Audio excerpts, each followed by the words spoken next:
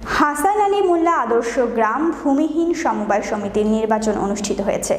ব্যাপক উৎসবমুখর পরিবেশে পুলিশের কঠোর নিরাপত্তায় পাবনা আমিনপুর থানাধীন দয়ারামপুর হাসান আলী মোল্লা আদর্শ গ্রাম ভূমিহীন সমবায় সমিতির ত্রিবার্ষিক নির্বাচন অনুষ্ঠিত হয়েছে।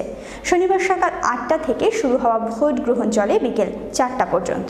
এ সময় 78 জন ভোটারের মধ্যে ভোট প্রদান করেন 75 জন।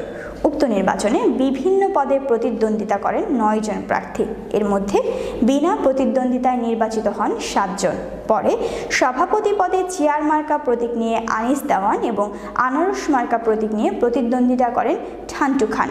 বিকেলে ভোট গণনা শেষে প্রাপ্ত 78 ভোটের মধ্যে চেয়ার মার্কা প্রতীকের আনিস দেওয়ান 15 ভোট বেশি পেয়ে বিজয় অর্জন করেন। আমি সভাপতিতে দাঁড়াচ্ছি, ভোট হয়েছে। আমি নির্বাচিত হলে মানুষের দুঃখে সুখে পাশে দাঁড়াবো, সহযোগিতা করব।